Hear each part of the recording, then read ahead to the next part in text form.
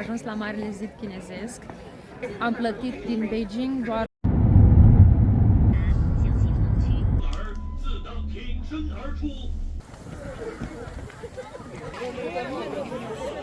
am parcurs primele trepte. Era scadă foarte tare. Nu ne mai ajută mergătorii. Unde ți alunecă Cioarne. apropo, dacă nu sunteți în formă, Ajuns la Samut, foarte frumos.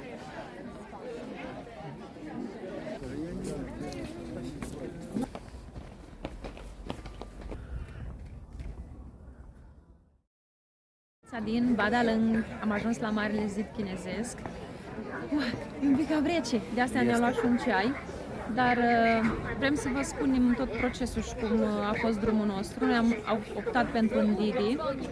Am plătit din Beijing doar 200 de yuan. Da.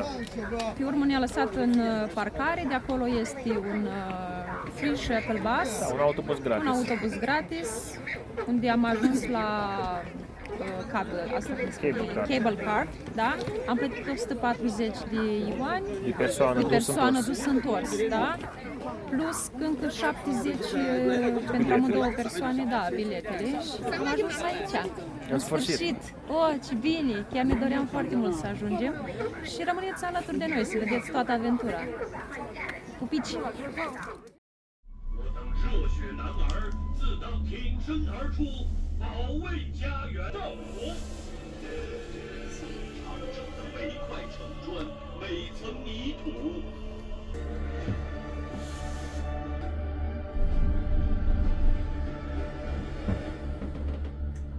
所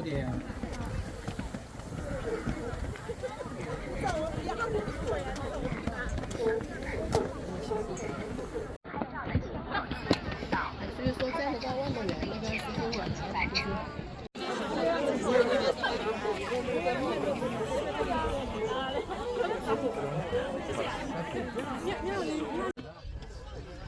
Și am parcurs primele trepte. Nu a fost chiar atât de grele, doar că este diferența aia între trepte și o chestie foarte tare care ne s-a întâmplat. Noi am venit să vedem Marele Zid Chinezesc și chinezii ne pun să fac poză, să facem poză cu ei, să ne filmez.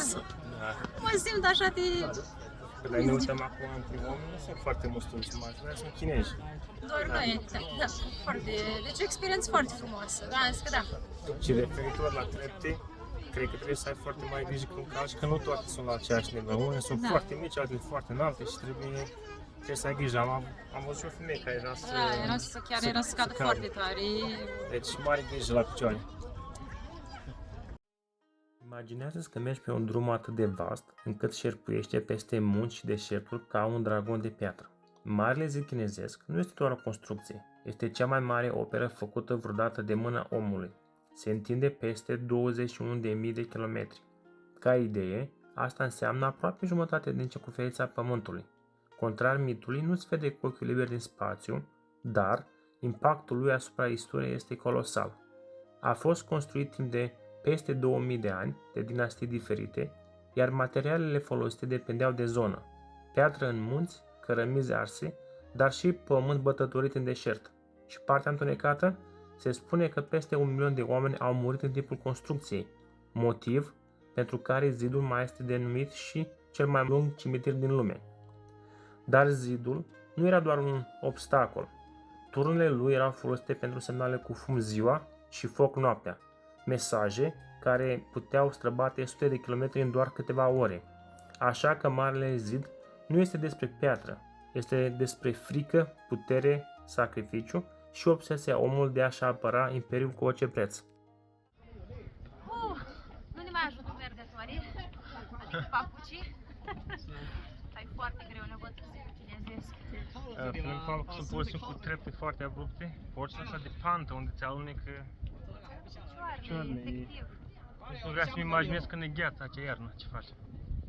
Hai, mergem? Da, Hai, mergem abia la drum. aștept să ajung sus, să beau un pic de apă, că n-am fost inspirați, nici măcar apă nu am luat cu noi. Hai, la pas în 2. Hai, la pas în 2, dar nu mai pot. Bye bye! Asta a fost destinația noastră la Marele Zid. Acum, Mergem la Summer Palace, nu? Următoarea destinație.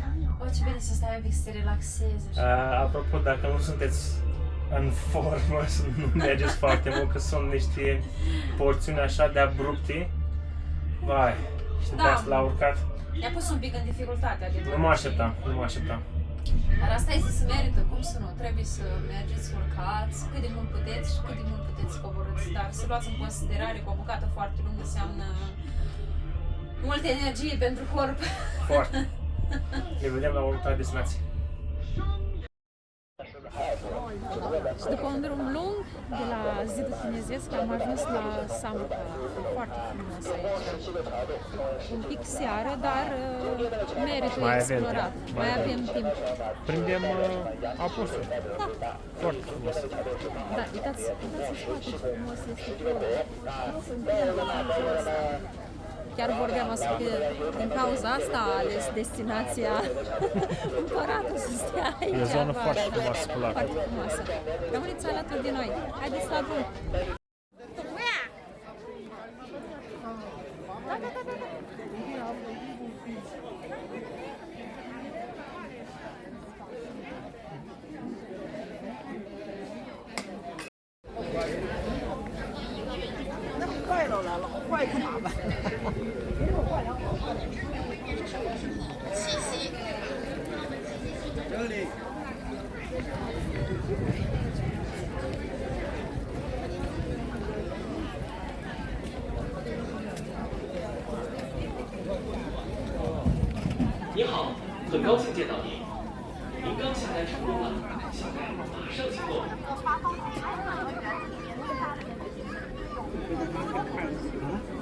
看解析这个那么快，你那个干啥？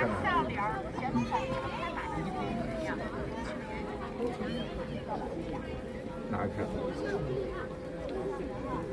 那么慢。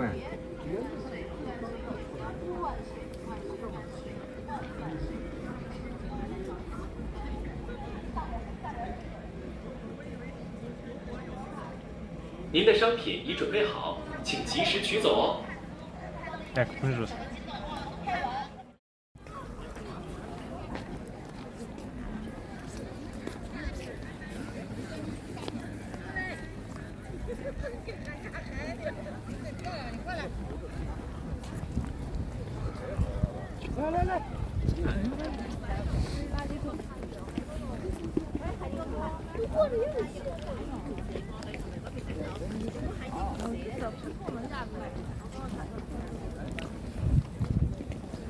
Nu vreau să-mi imaginez ce se întâmplă aici vara.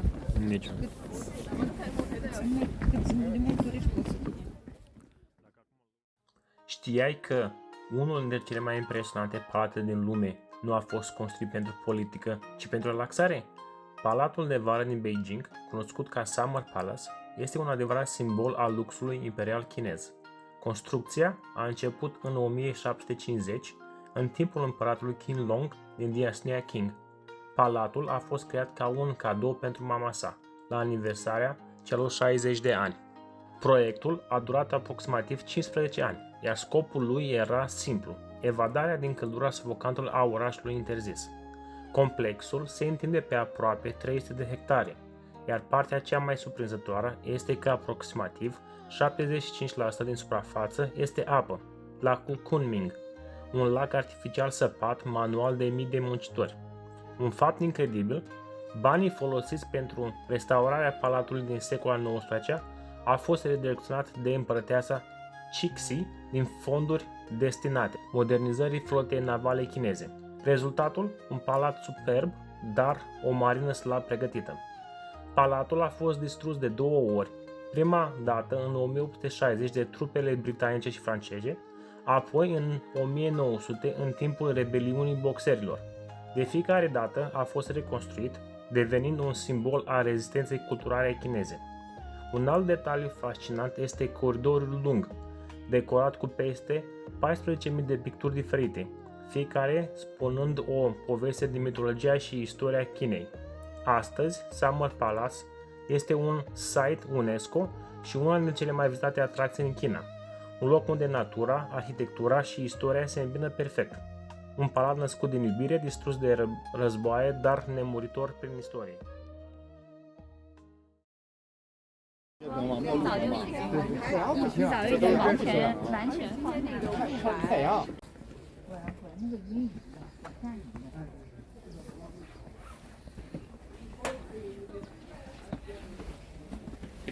Am ajuns în Templu Ploii. Mhm.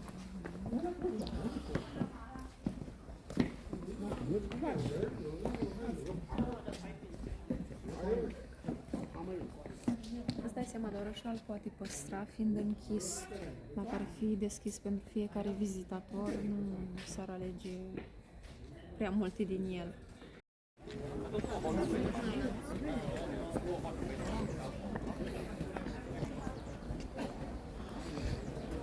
Și gândind-te pe aici mergeau oamenii importanți Cândva. cândva.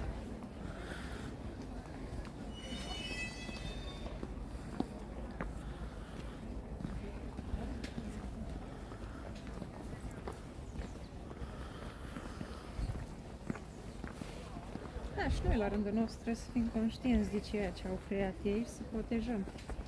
Mi se pare normal, bun simț, nu? Uite ce minunat e acolo. Magazin. Da, magazinul ăsta cred și eu. Hai, ce frumos e.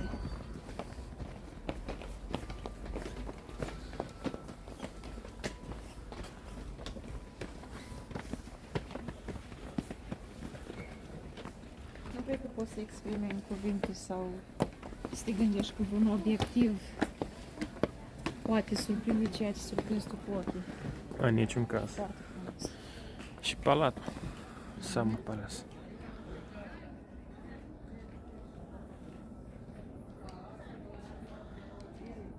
Deci China este minunat. Chiar m-a surprins foarte plăcut.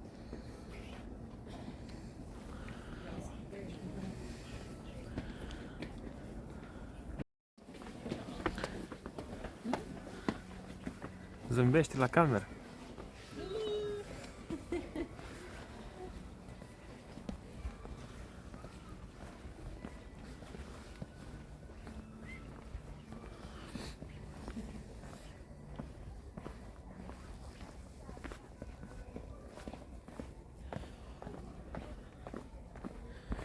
Noi nu prea povestim mult, dar consider că nici nu are rost să povestim ceva când e atât de frumos. Clar. Deci privește la palat. Exact în mijloc.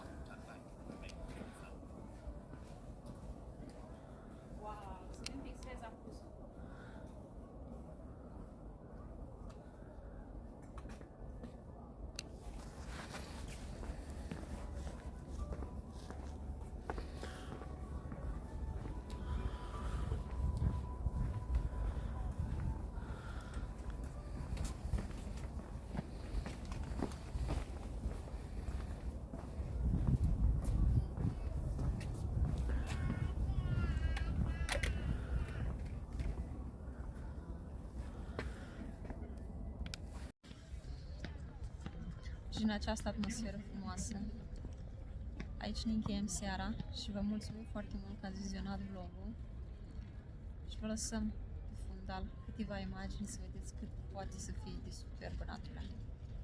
Bye, bye!